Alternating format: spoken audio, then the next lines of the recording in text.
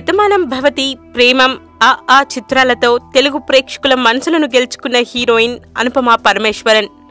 ఈ అమ్మడు ఇప్పుడు తెలుగులో అవకాశాలను బాగానే అందిపుచ్చుకుంటుంది.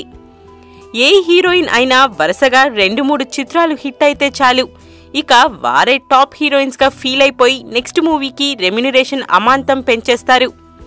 ఇప్పుడు అనుపమ కూడా ఇలానే చేస్తుందట. ఈ భామ ప్రస్తుతం తెలుగులో రామ్ సరసన ఒక సినిమా, అఖిల్ సరసన ఒక సినిమా చేస్తుంది. అయితే ఇప్పుడు నాని సరసన నటించే అవకాశం వచ్చిందట.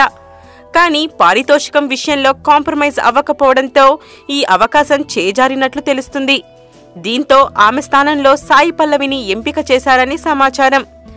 అసలు విషయం ఏంటంటే, నేచురల్ స్టార్ నాని హీరోగా వేణు శ్రీరామ్ దర్శకత్వంలో దిల్ రాజు నిర్మించబోతున్న చిత్రం కోసం అనుపమని హీరోయిన్గా తీసుకుందామని ఆమెని సంప్రదించిన దిల్ రాజు శతమానం భవతికి ఇచ్చిన పారితోషికం ఇవ్వడానికే ఒప్పుకున్నారట. కానీ దానికి డబుల్ కావాలని డిమాండ్ చేయడంతో అనుపమని తీసేసి సాయి పల్లవిని తీసుకున్నారని తెలుస్తుంది. అయితే దిల్ రాజు అందించిన శతమానం భవతి లాంటి హిట్ సినిమాతోనే అనుపమకి మంచి పేరు వచ్చింది. అలాంటిది ఆ నిర్మాత సినిమానే వదులుకోవడం ఇప్పుడు టాలీవుడ్లో హాట్ టాపిక్గా మారింది.